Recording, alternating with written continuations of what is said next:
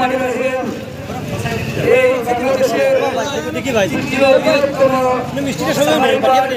জাতীয় জনগণ শেখ মুজিবুর রহমানের নামে বঙ্গবন্ধু সাফারি পার্ক প্রতিষ্ঠা করার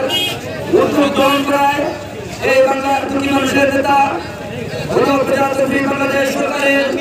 মাননীয় প্রধানমন্ত্রী জননেত্রী দেশ শেখ হাসিনা এবং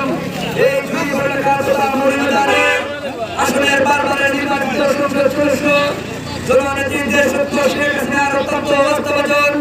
এই দুই ঘটনার উন্নয়নের উপকার প্রজাতন্ত্রী বাংলাদেশ সরকারের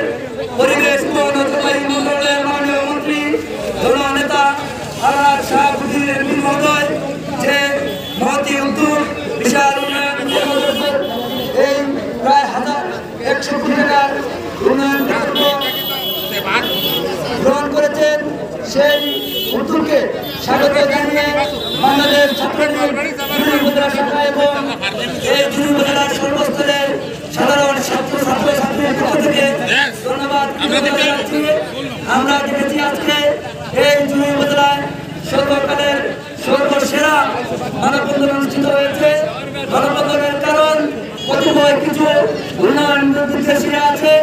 এই উন্নয়ন লক্ষ্যের এই শেখ হাসিনার উন্নয়ন প্রকল্পের করছে তারই ধারাবাহিকতা আমি বলতে চাই এই উপজেলার সাধারণ ছাত্র সমাজ তার বিরুদ্ধে রুখে দাঁড়াতে সর্বদা প্রস্তুত এবং এই উপজেলার ছাত্র সমাজের পক্ষ থেকে হুঁশিয়ার করতে চাই উক্ত কর্মযোগের যারা বিরোধিতা করে তাদের ডাক বাংলা জবাব দিতে প্রস্তুত। আজকের এই মানববন্ধনে দলমত নির্বিশেষে বিভিন্ন সামাজিক শ্রমিক রাজনৈতিক দলের নেতৃবৃন্দ সাংস্কৃতিক নেতৃবৃন্দ এবং আমাদের এই শহরের কুমারীগঞ্জ এবং কামরূপগঞ্জ বাজারের ব্যবসায়ী বৃন্দ যারা আমাদের ব্যবসা বন্ধ করে আমাদের এই বিশাল উন্নয়ন চক্রের পক্ষে আজকে সাড়া দিয়েছেন সবাইকে আরেকটি কথা বলতে চাই এই বাংলাদেশে যে উন্নয়নের রুল মডেল হিসাবে বাংলাদেশ আওয়ামী লীগ সরকার কাজ করে যাচ্ছে তার ধারাবাহিকতায় আজকে বিশাল মানববন্ধন প্রমাণ করে যে সাধারণ বাংলাদেশের সাধারণ মানুষ উন্নয়নের পক্ষে আছে এবং থাকবে। আমি উপস্থিত সবার কামনা করে আমার বক্তব্য শেষ করছি। ধন্যবাদ। জয় বাংলা, জয় বাংলা।